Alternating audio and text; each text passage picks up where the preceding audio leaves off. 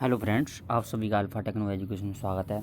आज मैं आपको उत्तर प्रदेश के मुख्य रूप से लोक नृत्य, गीत, शास्त्रीय संगीत और शास्त्रीय नृत्यों के बारे में बताऊंगा और इसके बाद में हम जो है कि उत्तर प्रदेश की रीजनल लैंग्वेज और बोलीज के बारे में भी हम पढ़ेंगे और किस प्रकार से उत्तर प्रदेश में विभिन्न प्रकार के जो है कि धार्मिक आंदोलन के समय जब भारत में 1200 ईस्वी के बाद और जो है कि 1700 ईस्वी तक जो है कि धार्मिक मूवमेंट चला था, उसके जो है कि प्रमुख जो कि कवि कौन कौन रहे थे और मुख्य रूप से जो उत्तर प्रदेश से संबंधित हैं। इस प्रकार हम देखते हैं, जो सबसे पहले देखें जो उत्तर प्रदेश में, जो उत्तर प्रदेश में ही नहीं बल्कि जो है कि नॉर्थ इंडिया का जो भरत मुनि जो कि एक ऋषि थे एंशिएंट इंडिया के, इन्होंने एक पुस्तक लिखी थी जिसको बोलते हैं नाट्य शास्त्र। इसको भरत मुनि का नाट्य शास्त्र कहते हैं और इस बुक को बाइबल ऑफ द म्यूजिशियन भी कहा जाता है। यानी कि इस बुक में जो है कि भारत के सारे किस प्रकार के डांस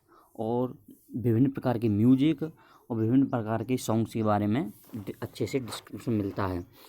उसके बाद देखते हैं जो कि मिडिवल पीरियड में, और यहाँ पे हम देखेंगे जो वल्लभाचार्य थे, महाप्रभु वल्लभाचार्य, ये एक जो है कि हमारे जो है कि एक स्पिरिचुअल पोइट और स्पिरिचुअल पोइट थे। इन्होंने भी अपने जो है कि एक हिंदुइज्म धर्म में एक सेक्ट मतलब जो होता है एक धर्म में विभिन्न प्रकार के संप्रदाय होते हैं, उनमें से इन्होंने पुष्टि संप्रदाय की स्थापना की थी मथुरा वृंदावन में। तो पुष्टि संप्रदाय का मतलब होता है, पुष्टि का मतलब होता है किसी का यानी कि नरिश करना या किसी को पेट करना या फ्लरिश करना यानी कि उसका। तो इस प्रकार से इन्होंने पुष्टि संप्रदाय की स्थापना की थी।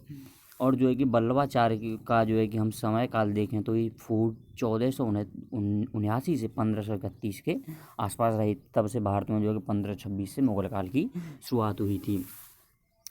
इसके बाद हम देखते हैं कि इनके ही बेटे थे जो है कि ये आप देख सकते हैं बिमल विट्ठल नाथ, जो कि बनारसी में पैदा हुए थे। उनको इनका दूसरा नाम गुसैन जी के नाम से जाना जाता है। ये वल्लभाचार्य जी के बेटे थे। इन्होंने भी पुष्टि संप्रदाय में ही काम किया था और इन्होंने भी विभिन्न प्रकार की जो है कि सॉन्ग्स और जो है कि म्यूजिक डेवलप किए थे।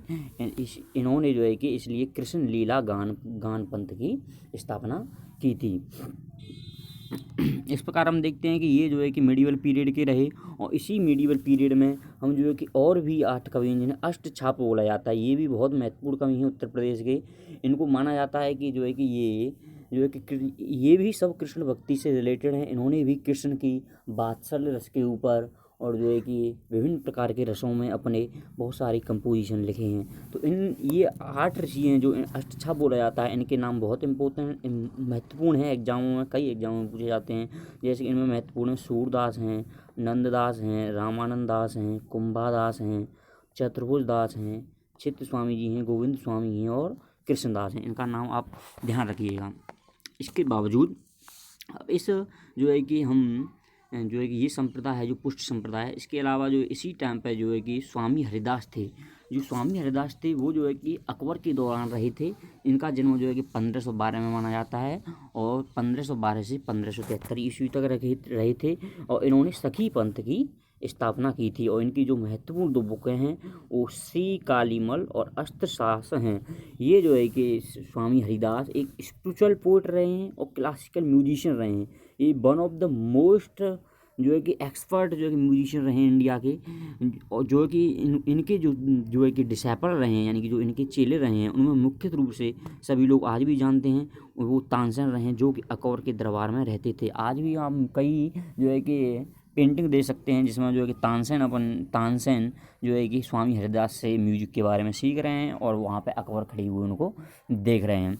उन्होंने इनको अकबर जो है कि तो जो कि इन्होंने स्वामी हरिदास ने जो है कि ये आज के जो वृंदावन में है वहाँ पे रहते थे। जो निधिवन ऑफ वृंदावन में इनको माना जाता है। और इनको ये भी क्रेडिट किया जाता है कि जो ध्रुपद म्यूजिक जो कि नॉर्थ इंडिया का बहुत महत्वपूर्ण म्यूजिक माना जाता है, उसका भी इन्वेंशन करने का इनको क्रेडिट दिया जाता है। इसके अलावा इन्होंने जो है कि ये जो दीपक राग है, देख सकते हैं आप, दीपक राग तानसेन, ये माना जाता था कि जब तानसेन अपन म्यूजिक को इसको बजाते थे तो कि जो है कि दिए भी जलने लगते थे, इसलिए इसको दीपक राग कहा जाता है।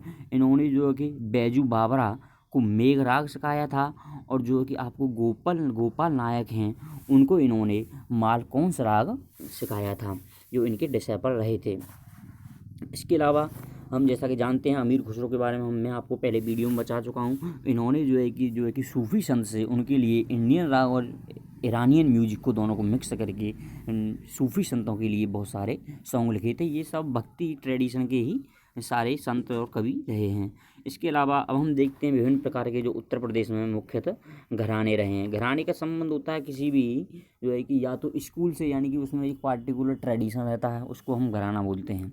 तो हमें सबसे पहले जो मुख्य रूप से उत्तर प्रदेश में घराने हैं, देखो आप ध्यान रखिएगा, एक बनारस का वज घराना है, लखनऊ घराना है, बनारस का वज घराना है, और जो आगरा का कव्वाल बच्च घराना है, और आपका एक जो है कि सहारनपुर घराना भी है। तो अब इन घरानों में जो है कि अंतर को मुख्य रूप से अंतर को ध्यान रखते हुए ये ध्यान रखिए कौन किसके लिए जाना था, कौन घराना किसके लिए है। जैसा कि आप देख सकते हैं कि लखनऊ घराना है वो आपका तबला के लिए जाना जाता है, और जो बनारस का घराना है वो भी जो है कि आपका तबले के लिए ही जाना जाता है। और इसके अलावा जो है कि ये लखनऊ घराना, बनारस घराना है, ये जो दोनों तबले के लिए हैं।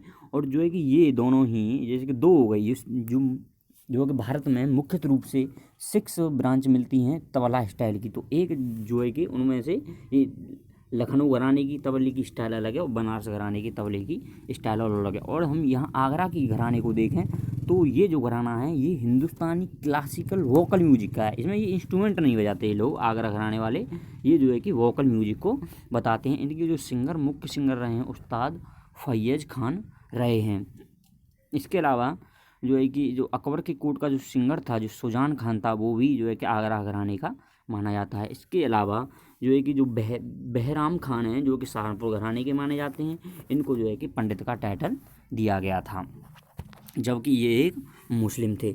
इस प्रकार से हमने उत्तर प्रदेश के मुख्य घरानों के बारे में देखा और कौन किस इंस्ट्रूमेंट को बजाता है उसके बारे में देखा, कौन घराना किस इंस्ट्रूमेंट के लिए है, किस वोकल के लिए है, तो ये आपको ध्यान रखना पड़ेगा। अब हम मुख्य देखते हैं जो है कि मुख्य रूप से उत्तर प्रदेश के क्लासिकल डांस के बारे में।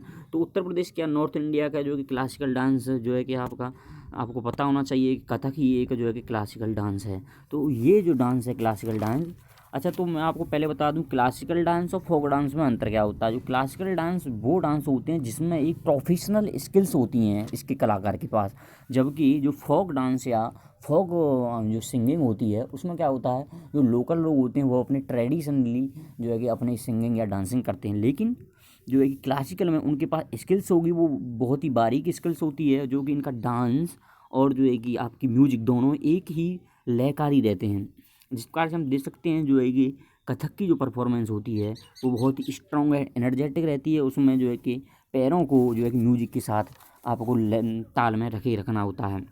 और हम बता दें कि जो कथक के जो मुख्य रूप से जो आपके फेमस जो पीपल, और ये भी ध्यान फेमस पीपल रहे हैं, जैसे कि आपको बिनाउद्दीन हैं, शंभू महाराज हैं, लच्छू महाराज हैं, बिरजू महाराज हैं, ये फेमस प्रैक्टिशनर कथक रहे हैं। इन सभी को मैं आपको बता दूं कि जो है कि संगीत नाटक अकेडमी अवार्ड फॉर डांस भी दिया गया है। इसके अलावा ये पुरुषों में थे, देखो आप जान सकें कथक दोनों लोगों के द्वारा किया जाता है, महिलाओं के द्वारा भी पुरुषों के द्वारा भी। तो महिलाओं में जो रही हैं मुख्य रूप से वो सितारा देवी रही हैं और अलकनंदा देवी रही हैं। सितारा देवी हैं उसको क्वीन ऑफ डांस भी के नाम से जाना जाता है। चलो अब हम देखते हैं आपका डांस हो गया क्लासिकल डांस। अब देखते हैं जो क्लासिकल इंस्ट्रूमेंट जो थे, जो मुख्य जो क्लासिकल इंस्ट्रूमेंट रहे हैं वो आपका वायलिन रहा है उत्तर प्रदेश का, और उसके जो वादक रहे हैं मिस्टर एन रंजन रहे हैं। उसके बाद देखो शहनाई वादन, ये बहुत महत्वपूर्ण है। इसमें है आपके उस्ताद बिस्मिल्लाह खान। इनको जो है कि उस्ताद बिस्मिल्लाह खान को भारत रत्न भी दिया जा चुका है। इनको जो है कि भारत विभूषण से भी नवाजा गया है, और जो है कि पद्म भूषण से भी इनको नवाजा गया है। तो ये शहनाई के मामले में बहुत ही उत्कृष्ट जो है कि एक कलाकार रहे हैं शहनाई वादन में।